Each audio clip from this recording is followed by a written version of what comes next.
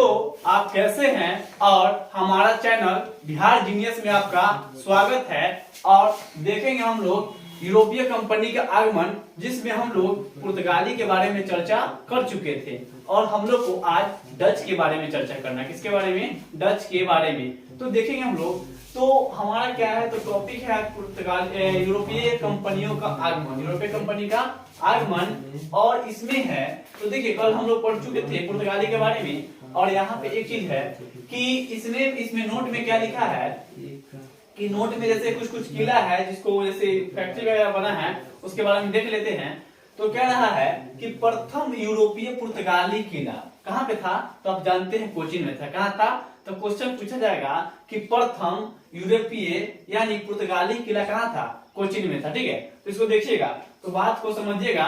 और क्वेश्चन इसको ये question exam point of view से ये क्वेश्चन जो है वेरी वेरी इंपॉर्टेंट है। तो यहाँ पे क्वेश्चन आता क्या है कि बताइए पुर्तगाली यानी यूरोपीय पुर्तगाली सबसे पहला किला कौन है? तो कोचीन। क्या है? कोचीन है।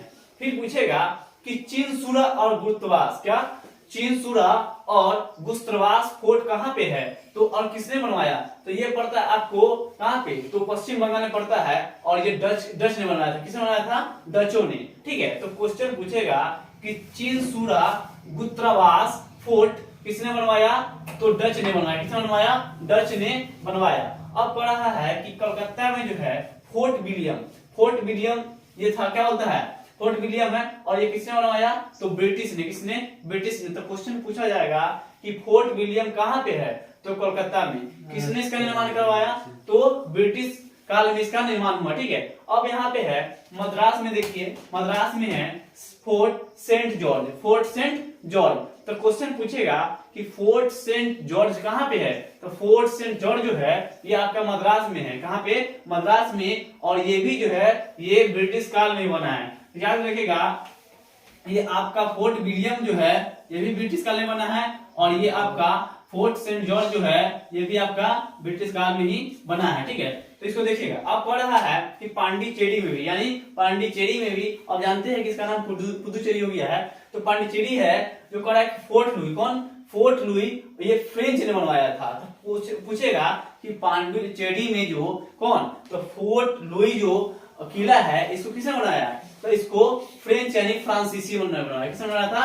फ्रांसीसी ने। ठीक है, तो यहाँ पे अब नीचे है हम लोग तो डच के बारे में देखिए। डच के बारे में स्टार्ट होता है कहानी। डच को हम लोग हॉलैंड भी कहते हैं। डच को हम लोग हॉलैंड भी कहते हैं। और इसी को नीदरलैंड, आज का जो नीदरलैंड है उस समय को डच कहा जाता था। तो वहां के निवासी जो होते थे ना, वो डच के निवासी हॉलैंड और नीदरलैंड के निवासी को के द्वारा डच द्वारा डाली गई फैक्ट्री का ट्रिक पढ़ेंगे हम लोग। देखिए याद रखिएगा, तू नीदरलैंड बोलेगा, हॉलैंड बोलेगा या डच बोलेगा, सब एक ही है। ऐसा नहीं कि डच बोल दिया अलग है, हॉलैंड बोला अलग है, नीदरलैंड बोला अलग है, नहीं, तीनों के तीनों एक ही है। ठीक है, और इसका जो कहाँ लगाया गया फैक्ट्री, इसके बारे में हम लोग देखेंगे। और इसका एक ट्रिक है। ठीक है, तो यहाँ पे देखिएगा तो कौन है, क्या ट्रिक है कि एमपीपीसीएस डालो। एमपीपीसीएस आप जानते करते हैं कि हर राज्य में एक यहाँ बीपीएससी है, यूपीपीसीएस है, उसी प्रकार से यहाँ पे एमपीपीसीएस है। तो डालो एमपीपीसीएस का फॉर्म, डालो एमपीपीसीएस का फॉर्म। तो डच द्वारा लगाया गया ये क्या है? ये आपका किला या फैक्ट्री है। तो देखिए डालो यानी यहाँ पे देखिए डालो एमपीपीसीएस। एम से है मसूलीपट्टनम। तो क्वेश्चन पूछा जाएगा कि डचों द्वारा प्रथम फैक्ट्री कहाँ लगाया गया था? तो ये मसूलीपट्टनम में। कहाँ पे? मसूलीपट्टनम में 1603 में। और यहाँ फिर आता है क्या कि अब आता है पुलिकट। कौन? पुलिकट। तो एम से हो गया मसूलीपट्टनम 1603 में। फिर आता है यहाँ पे पी से पुलिकट कब? 1610 में। तो क्वेश्चन पूछेगा कि डच के द्वारा पुलिकट को फैक्ट्री कब बनाया गया? तो ये बनाया गया था 1610 में। और तीसरा आता है पी से यानी पिपली। क्या? पिपली। तो पिपली कब बना? इसकी फैक्ट्री कब बनाई गई? तो 1627 में फैक्ट्री बनाई गई पिपली को। फिर कर रहा है सी से जो है चिनसुरा है। क्या है? चिनसुरा 1653 में। तो याद रखिएगा कि इसका ट्रिक क्या है डालो एमपीपीसीएस, डालो एमपीपीसीएस। याद रखिएगा जब भी क्वेश्चन पूछेगा कि बताइए डचों द्वारा लगाए गए फैक्ट्री का ट्रिक क्या है, तो डालो एमपीपीसीएस। ए मतलब मसूलीपट्टनम, ए मतलब मसूलीपट्टनम, पी मतलब पुलिकट, और पी जो है उससे है पिपली, और सी से क्या है चिंसुरा, क्या है तो यहाँ पे देखिएगा लिखा हुआ है सब चिंसुरा, यानी मसूलीपट्टनम, पुलिकट, पिपली, चिंसुरा। तो कौन है मसूलीपट्टनम, कौन है मसूलीपट्टनम, एम से मसूलीपट्टनम, पी से पुलिकट, पी से पिपली, और सी से क्या है चिंसुरा। ठीक है, तो एक है 1603 में 1603, 1610, 1627, 1653, 1653। अब यहाँ पे देखिएगा अब क्या कर रहा है कि अब यहाँ पे है कि अब देखिए इधर आ जाइए। हाँ ठीक है, देखिए यहाँ पे बेदरा का युद्ध, तो बेदरा का युद्ध के बारे में समझिएगा, बहुत ही रोमांचक कहानी है। बेदरा का युद्ध सब जानता है कि 1759 में हुआ। इसी के कारण क्या हुआ कि डच का जो जाने का यानी पतन का कारण जो हुआ ये बेदरा का युद्ध हुआ। तो बेदरा के युद्ध में ऐसा कौन सा कहानी हुई, क्या कांड हुआ, कैसा क्या हुआ कि इसी के कारण डच को भारत छोड़ना पड़ा, तो इसे कहानी समझिएगा। तो क्या हुआ कि बेदरा का युद्ध इस कारण से हुआ, इसमें हुआ कौन, तो अंग्रेज और डच के बीच। तो पूछेगा कि बेदरा का युद्ध कब हुआ, तो 1759 में, 1759 में जब हुआ तो कौन सा युद्ध हुआ, तो बेदरा का युद्ध। पूछेगा बेदरा का युद्ध कब, तो 1759 में, 1759 में। और 1759 में हुआ तो किसके बीच लड़ा गया, अंग्रेज और डच के बीच। तो अंग्रेज और डच के बीच लड़ा क्यों गया, बात को समझिएगा। तो यहाँ पे हुआ कि अंग्रेज और डच है,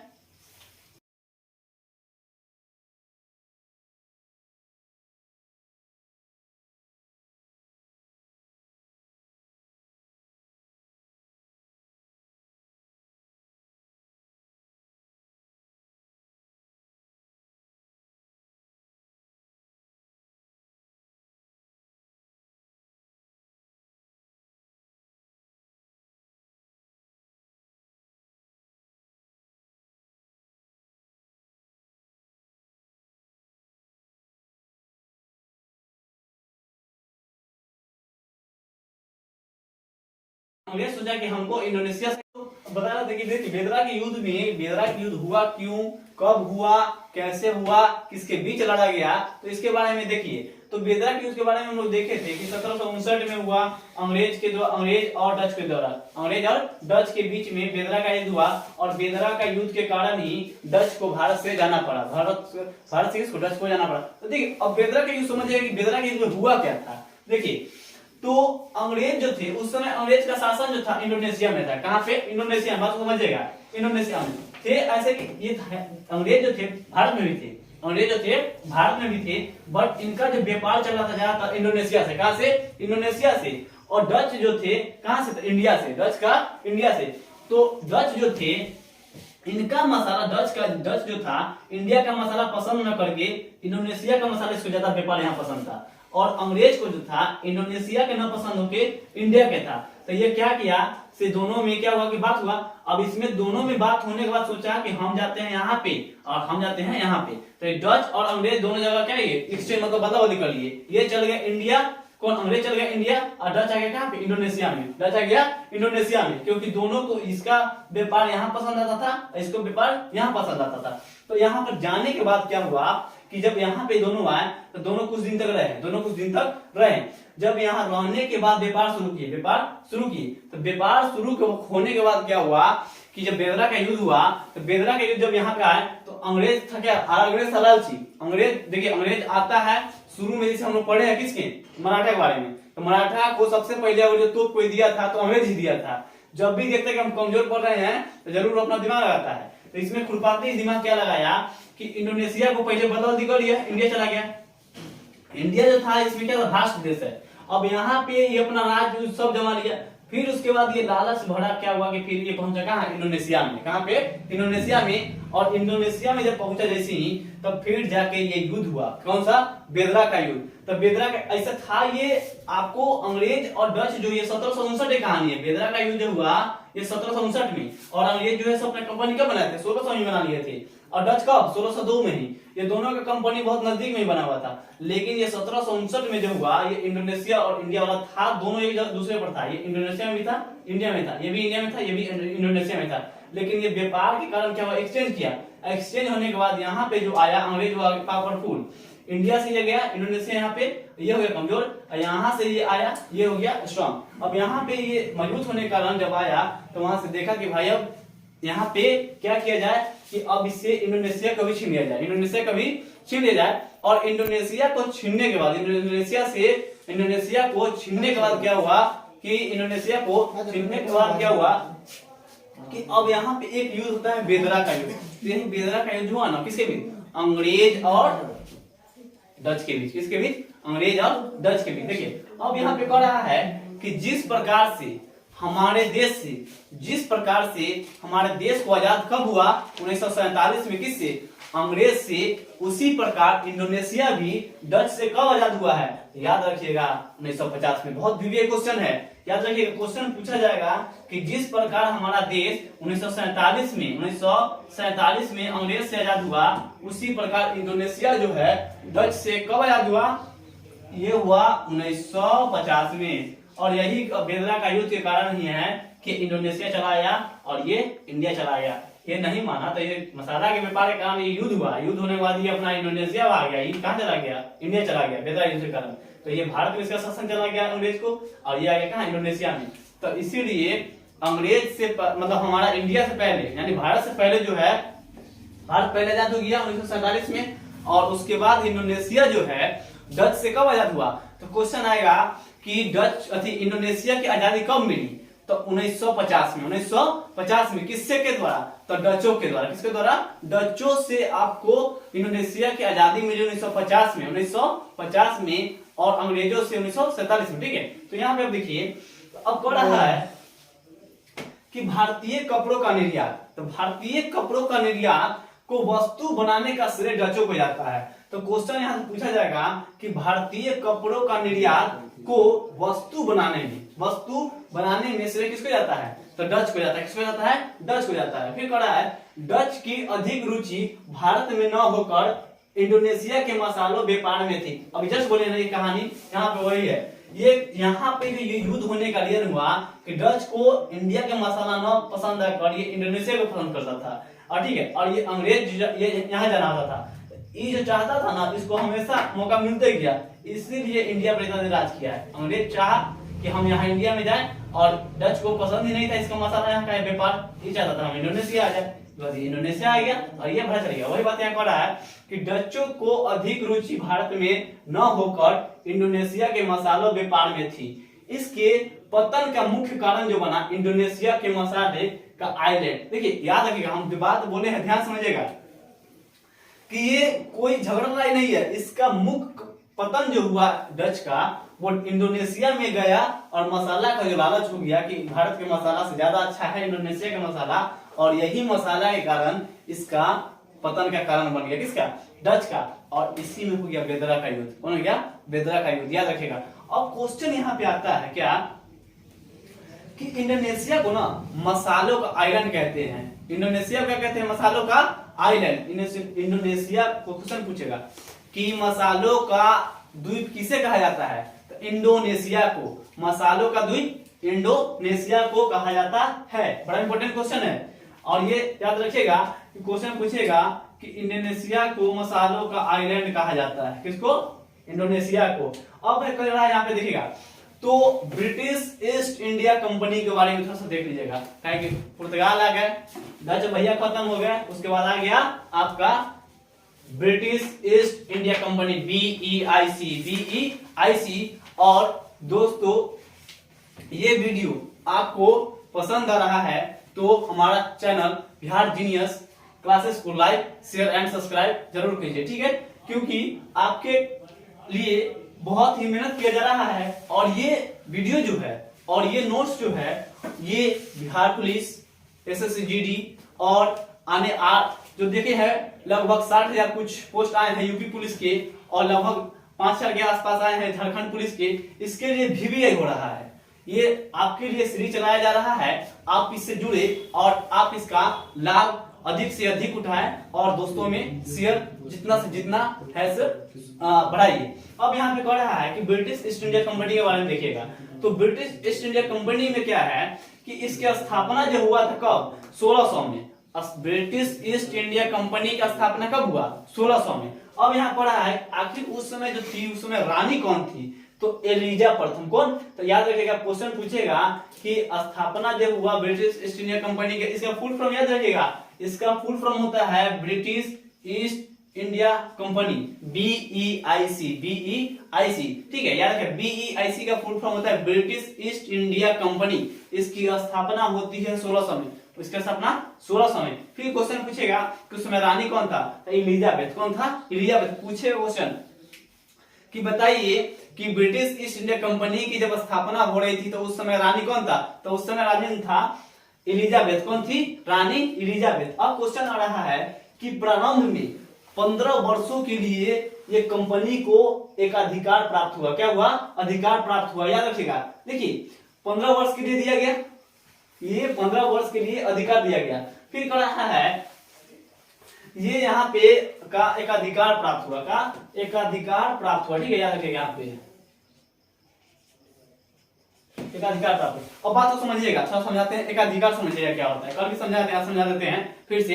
एक अधिकार को समझिएगा, एक अधिकार जैसे अधिकार हुआ ना, अधिकार हुआ। अब एक अधिकार क्या होता है समझिएगा, जैसे हमारे देश में कंपनी बना, हमारे देश में कंपनी बना और मान के चलिए कि हमको दूसरा देश में एक अधिकार प्राप्त करना है, ठीक है। तो हमारा कंपनी मान के चलिए कि आज रिलायंस कंपनी है। कौन कंपनी है? रिलायंस कंपनी है। तो रिलायंस कंपनी चाहे टाटा कंपनी है, तो टाटा कंपनी हमारे देश से मान के चलिए कि ओनली फॉर टाटा कंपनी ही हम नेपाल में, चाहे मान के चलिए बांग्लादेश, चाहे कोई अदर कंट्री भूटान में कहीं भी जाके वही कंपनी से, मतलब यहाँ का टाटा कंपनी हो या रिलायंस, कोई ये कंपनी के प्रभुत्व वहां पे सौंप दिया जाए। कहाँ पे? पूरा के पूरा टेंडर जो है यही कंपनी बांग्लादेश में जाके काम कर सकता है, बाकी बात भारत की कोई कंपनी नहीं जा सकती है। यानी अब बोला जाएगा कि वहां की जो, जैसे दूसरा कंट्री का आएगा, लेकिन हमारे देश का जो है सिर्फ और सिर्फ टाटा कंपनी ही जाके वहां पे क्या कर सकती है? काम कर सकती है। वही जो बोला जाता है कि एक कंपनी के हाथ में पूरा चला जाता है जब देश का, फिर देश से कोई जो कंपनी नहीं जा सकता है, तो उसी को बोला जाता है एकाधिकार। तो रानी एलिजाबेथ जो है ब्रिटिश ईस्ट इंडिया कंपनी को जो 1600 में स्थापना हुई, उसको पहले बार 15 वर्षों के लिए एक अधिकार दिया, ठीक है। उसके बाद आते हैं सम्राट जेम्स। सम्राट मतलब जो था जेम्स प्रथम, और ने कितना? तो अनिश्चित काल के लिए अधिकार दे दिया, ये 15 साल के लिए दे दी। और ये जेम्स प्रथम जो है बोले कि भाई तू लाइफ टाइम जियो, कोई दिक्कत नहीं है, तुम हमेशा के लिए रहो और व्यापार करो खूब। यही कारण होता है कि लूट यही दिए मौका कि ये में कहा था कि अब भाई यहाँ पे इतना ना लूटना शुरू कर दिया कि कंपनी चला गया डाउन में। आगे पढ़ना है कंपनी के बारे में, पूरा डाउन चला गया कंपनी। पता चला कि सब अपना अपना महल बना के, और इंग्लैंड में बड़ा देखिएगा महल बना लिया और कंपनी जा रहा है नीचे। और यहाँ पे क्या हो रहा था कि भारत के जितना भी जनता थी कर पर यानी टैक्स पर टैक्स जोड़े जा रहा है। तो यही था यहाँ पे कि अनिश्चित काल के लिए अधिकार मिल गया, एक अधिकार, यही गलती हुआ। अब यहाँ पे क्या हुआ कि पूर्व नाम, तो यहाँ पे देखिएगा इसका पूर्व नाम क्या है, तो बात को समझिएगा पहले। यहाँ पे 1613 में सूरत अस्थाई कंपनी बनी, तो हम कल इसके बारे में डिटेल बताए थे आपको कि ब्रिटिश ईस्ट इंडिया कंपनी। तो ब्रिटिश ईस्ट इंडिया कंपनी की जो स्थापना हुई थी कब हुई थी? तो 1600 कितना में? तो 1603 में। कितना में? 1603 में ब्रिटिश ईस्ट इंडिया कंपनी की स्थापना हुई थी, ठीक है। ब्रिटिश ईस्ट इंडिया कंपनी की स्थापना, सॉरी, सूरत में जैसे फैक्ट्री लगाई गई थी, ठीक है, अस्थायी फैक्ट्री। तो उस समय पुर्तगाली थे। कौन थे? पुर्तगाली। और पुर्तगाली क्या किए थे? विरोध कर दिए थे। इसीलिए जो क्या हुआ कि याद रखेगा, इसीलिए क्या हुआ कि पुर्तगाली विरोध किए तो इसको सूरत से हटा दिया गया और मसूलीपट्टनम को 1611 में अस्थायी बनाया गया, ठीक है। और इसको फिर जाके सूरत में कब? तो 1613 में सूरत को बनाया गया अस्थायी। जो कंपनी बनाई गई ब्रिटिश ईस्ट इंडिया कंपनी की, कंपनी मतलब ये फैक्ट्री लगाई गई सूरत में 1613 में। तो क्वेश्चन पूछेगा कि ब्रिटिश ईस्ट इंडिया कंपनी को कब जाकर सूरत में अस्थायी फैक्ट्री खोलने की अनुमति मिली? तो 1613 में, 1613 में। लेकिन अगर पूछेगा कि प्रथम यानी पहला फैक्ट्री कौन है जो ब्रिटिश ईस्ट इंडिया कंपनी द्वारा लगाई गई थी, तो मसूलीपट्टनम। कौन? मसूलीपट्टनम 1611 में, 1611 में, ठीक है। अब यहाँ पे कह रहा है आखिर जो ये खोला गया था, और जानते हैं कि उस समय जहांगीर था, वही ऑर्डर दिया था सूरत में खोलने के लिए, कैप्टन हॉकिंस आए थे उसके दरबार में। तो यहाँ पे देखिएगा तो 1613 में सूरत अस्थाई कंपनी स्थापित की शाही फरमान के माध्यम से जहांगीर द्वारा। तो जहांगीर ने क्या किया था, शाही फरमान जारी किया था, इसी के लिए उसको अधिकार दिया था कि जाओ तुम सूरत में अपना फैक्ट्री खोलो। ठीक है, अब यहाँ पे है कि देखिए ब्रिटिश ईस्ट इंडिया कंपनी नाम बाद में पड़ा है, पहले इसका नाम कुछ और था। इसका नाम क्या था, पूरा नाम देखिए, the governor and company of merchant of London trade into the east Indies. देखिए कितना बड़ा नाम है, बात को समझिएगा। ये लीजिए ब्रिटिश ईस्ट इंडिया कंपनी, तो ब्रिटिश ईस्ट इंडिया कंपनी का जो नाम है, पूर्व नाम क्या है कि the governor and company of merchant of London trading into the east Indies. बात को समझिएगा। तो यहाँ पे ये पूर्व नाम है। तो यहाँ पे देखिए, तो यहाँ पे क्या है कि इसमें जो है, तो यहाँ पे ब्रिटिश के बारे में, तो ब्रिटिश ईस्ट इंडिया कंपनी का, ब्रिटिश ईस्ट इंडिया कंपनी का है, क्या है, ब्रिटिश ईस्ट इंडिया कंपनी स्थापना देख लिए 1600 में। रानी है इलिजाबेथ, और प्रारंभ में 15 वर्षों के लिए अधिकार दिया। अब इसमें कहा कि सम्राट जेम्स ने फिर हेलो दोस्तों, हम लोग देख रहे थे कि जैसे यहाँ पे हम लोग देखे थे कि स्थल मार्ग से आने वाले पहला अंग्रेज कंपनी कौन सा, देखिएगा बताते। जैसे इसमें क्या है, जैसे आया था पुर्तगाली आए थे, पुर्तगाली आया था समुद्री मार्ग से। उसी प्रकार यहाँ पे है स्थल मार्ग से भारत आने वाला अंग्रेज कंपनी, यानी पहला स्थल मार्ग से भारत आने वाला पहला अंग्रेज कंपनी का नाम क्या था, तो the Leivand company. VVI question है ये, समझिएगा बात को कि क्वेश्चन पूछा जाए कि स्थल मार्ग से भारत आने वाला पहला अंग्रेजी कंपनी का नाम क्या है, तो द लिवेंट कंपनी।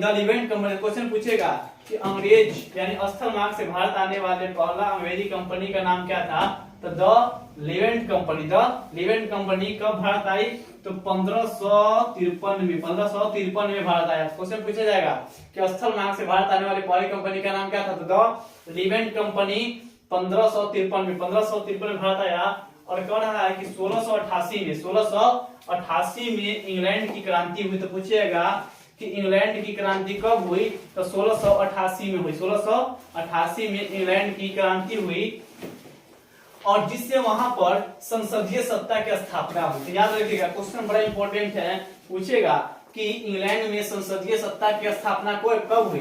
तो इंग्लैंड में संसदीय सत्ता की जो स्थापना हुई 1688 का जो इंग्लैंड की क्रांति थी, इंग्लैंड की क्रांति में संसदीय शासन सत्ता की स्थापना हुई। कहाँ पे, इंग्लैंड में। फिर यहाँ पे कह रहा है कि फैक्ट्री की स्थापना। तो बात को समझिएगा कि फैक्ट्री कब कब लगाया गया, यहाँ पे कौन कौन सा फैक्ट्री लगा। तो पहला फैक्ट्री जो लगा वो सूरत में लगा। कहाँ लगा, सूरत में। तो देखिएगा पहला फैक्ट्री जो है आपका कहाँ पे है, सूरत में। तो पहला फैक्ट्री सूरत में 1608 में। तो क्वेश्चन पूछेगा कि अंग्रेज द्वारा लगाया गया पहला फैक्ट्री कौन है, तो ये सूरत है। कब, 1608 में। 1608 में प्रथम फैक्ट्री लगा था। और ये जो लगा था अस्थायी फैक्ट्री। अब कैसे अस्थायी हो गया था कि जब ये 1608 में लग रहा था सूरत में, तो ये किसके द्वारा, तो ये जहांगीर के द्वारा। किसके द्वारा, जहांगीर के द्वारा। और इसमें क्या बात है कि पुर्तगाली उस समय क्या किया थे कि विरोध कर दिया था, इसीलिए इस कंपनी को हटाना पड़ा, सॉरी इस फैक्ट्री को हटाना पड़ा। और उसके बाद ये अस्थायी रह गया। फिर से 1613 में जो हुआ ये अस्थायी बनाए गए। तो पूछेगा कि अगर क्वेश्चन ऐसे डालेगा कि अंग्रेज द्वारा अस्थायी फैक्ट्री कब स्थापित की गई और कौन सा। तो अस्थायी कंपनी जो है वो मसूलीपट्टनम ही, कौन है, मसूलीपट्टनम। लेकिन क्वेश्चन पूछेगा कि अंग्रेज द्वारा प्रथम फैक्ट्री कब लगाई गई, तो ये लगाई गई 1600 कितना में, 8 में सूरत में, 1608 में सूरत में। लेकिन ये अस्थायी था। क्या था? अस्थायी। और इसी को अस्थायी जो बनाया गया, कब बनाया गया? 1613 में। 1613 में। तो बात को समझिएगा, 1613 में क्या क्या किया गया? अस्थायी बनाया गया। अब क्वेश्चन यहाँ पे क्या है कि मसूलीपट्टनम, अब याद रखिए दूसरा नंबर है मसूलीपट्टनम को 1611 में पहली अस्थायी फैक्ट्री बनाया गया था। बात को समझिएगा कि ये मसूलीपट्टनम जो क्वेश्चन पूछेगा कि पहला अस्थायी फैक्ट्री अंग्रेजों द्वारा कौन सा स्थापित किया गया, तो ये था आपका कौन? तो मसूलीपट्टनम। फिर कह रहा है कि बालासोर, कौन? बालासोर। तो बालासोर के बारे में देखिएगा कि बालासोर जो है ये 1633 में पूर्वी भारत की पहली फैक्ट्री है। तो पूछेगा कि पूर्वी भारत की पहली फैक्ट्री जो अंग्रेज द्वारा स्थापित की गई थी वो कौन थी? तो बालासोर। कौन? 1633 में। 1633 में। फिर कह रहा है मद्रास के बारे में, तो मद्रास 1639 में फ्रांसीसी डे। तो मद्रास देखिए, तो मद्रास में भी कंपनी खोला, फैक्ट्री खोला गया 1639 में। और इसका जो ये कौन था? तो इसका जो संस्थापक था, खोला गया था, वो फ्रांसीसी डे था। कौन था? फ्रांसीसी डे। कौन इसका? मद्रास का। फिर है हुगली, तो हुगली 1651 में। 1651 में। 1651 में हुगली में, हुगली जो है बंगाल की पहली फैक्ट्री। तो क्वेश्चन पूछेगा कि बंगाल की पहली फैक्ट्री कब हुई, तो ये कौन हुई? हुगली। तो पूछेगा कि अंग्रेज द्वारा बंगाल में पहली फैक्ट्री कौन खोली गई, तो बंगाल की, तो हुगली 1691 में। 1691 में। और 51 हो गया। अब इसमें है करा है यहाँ पे 1651 में हो गया। फिर करा है कि कासिम बाजार, कासिम बाजार जो है, फिर कासिम बाजार को फैक्ट्री बनाया गया 1651 में। 1651 में। फिर जाके मुंबई को 1687 में। 1687 में। तो मुंबई का जो 1687 में क्या बनाया गया? फैक्ट्री बनाया गया। और इसका संस्थापक जो हुए बर्नार्ड ओंगियार। तो क्वेश्चन पूछेगा कि मुंबई, यानी पूछेगा कि मुंबई फैक्ट्री यानी मुंबई शहर का स्थापना किसने किया था? तो गेराल्ड ओंगियार ने मुंबई शहर की स्थापना किए थे। कब? तो ये हुआ था, संस्थापक था, लेकिन इसको जो बनाया गया था किस क्या चीज, इसको फैक्ट्री बनाया गया 1687 में। ठीक है। अब यार नोट में देखते हैं क्या है। नोट में अच्छी बात है कि भारत में समुद्री मार्ग से आने वाले अंग्रेज कौन थे? तो कैप्टन हॉकिंस। कैप्टन हॉकिंस आए थे। और ये जो है 1608 में रेड ड्रैगन जहाज से आया था। तो क्वेश्चन पूछेगा कि कौन ऐसा, पूछेगा कि सबसे पहले अंग्रेजी यात्री कैप्टन हॉकिंस जो थे किस जहाज से आए थे? तो ये रेड ड्रैगन जहाज से 1608 में आए थे। और उस समय किसका शासनकाल? तो जहांगीर का शासनकाल। किसका? जहांगीर का शासनकाल। और याद रखिएगा भारत जो है, भारत यूपी बिहार, भारत यूपी बिहार, ये जो है भारत यूपी बिहार जो है आपका आने वाला प्रथम अंग्रेजी जो है रॉल्फ फिंच है। याद रखिएगा, बहुत इंपॉर्टेंट क्वेश्चन है। अगर जो क्वेश्चन पूछेगा कि अंग्रेज जो आया था वो कैप्टन हॉकिंस, लेकिन अकबर के समय में, अकबर के समय क्वेश्चन डायरेक्ट, जहांगीर के समय में हॉकिंस, लेकिन अकबर के समय में भारत आने वाला अंग्रेज कौन था? तो ये था आपको रॉल्फ फिंच। रॉल्फ फिंच जो है भारत यूपी बिहार में आने वाला जो पहला अंग्रेज था वो कौन था? Ralph Finch. किस समय में? अकबर के शासनकाल में। कहा है कि हॉकिंस को इंग्लिश खा की उपाधि दी। तो इंग्लिश को हॉकिंस को क्या चीज का? तो क्वेश्चन पूछेगा कि किसको इंग्लिश खा की उपाधि दी गई थी? तो हॉकिंस को। किसको? हॉकिंस को। याद रखेगा। तो क्वेश्चन है कि किसको इंग्लिश खा की उपाधि दी गई? किसको इंग्लिश खा की उपाधि दी गई? तो ये याद रखेगा किसको? तो कैप्टन हॉकिंस को। कैप्टन हॉकिंस को। यहाँ पे देखिए, यहाँ पे इसको थोड़ा सा समराइज कर लीजिए। फैक्ट्री का नाम कौन कौन है कि सूरत जो हुआ, सूरत में कब खोला गया? तो 1608 में प्रथम फैक्ट्री। 1608 में प्रथम फैक्ट्री, इसको अस्थायी बनाया गया। और इसको सूरत को फिर जाकर 1613 में अस्थायी बनाया गया। 1613 में अस्थायी बनाया गया। दूसरा फैक्ट्री जो है ये प्रथम अस्थायी फैक्ट्री, ये देखिए मसूलीपट्टनम दूसरी फैक्ट्री है, बट इसकी अस्थायी प्रथम फैक्ट्री जो है मसूलीपट्टनम में 1611 में। 1611 में पहली अस्थायी फैक्ट्री। फिर क्वेश्चन है बालासोर। कौन? तो बालासोर जो है, ये बालासोर 1633 में पूर्वी भारत की पहली फैक्ट्री है। पूर्वी भारत की पहली फैक्ट्री कौन है? तो बालासोर 1633 में। 1633 में पूर्वी भारत की पहली फैक्ट्री बालासोर 1633 में। अब क्वेश्चन पूछेगा कि मद्रास में कब खोला गया? तो मद्रास का फैक्ट्री जो खोला गया 1639 में। और ये इसका फैक्ट्री का संस्थापक फ्रांसीसी डे। कौन? फ्रांसीसी डे। फिर क्वेश्चन है कि हुगली, तो बंगाल की पहली फैक्ट्री कौन थी? हुगली। तो क्वेश्चन पूछा जाएगा कि अंग्रेज द्वारा बंगाल में पहली फैक्ट्री कहाँ खोली गई थी, तो हुगली में। कहाँ पे? हुगली में 1691 में, 1651 में खोली गई थी। फिर कहा है कि कासिम बाजार, क्या कासिम बाजार में अंग्रेजों द्वारा कब फैक्ट्री खोली गई थी, तो 1651 में। और याद रखिएगा मुंबई शहर में कब खोला गया था, तो ये खोला गया था 1687 में। और इसका संस्थापक जो थे कौन थे, तो गेराल्ड ओंगियार। ठीक है, देखिए दोस्तों, अगर हम आपके लिए ये सब कंटेंट डाल रहे हैं, हम आपके लिए कंटेंट दे रहे हैं इस प्रकार के, तो आप हमारे वीडियो को लाइक शेयर सब्सक्राइब जरूर कीजिएगा। ठीक है, तो हम लेते हैं विदा। जय हिंद।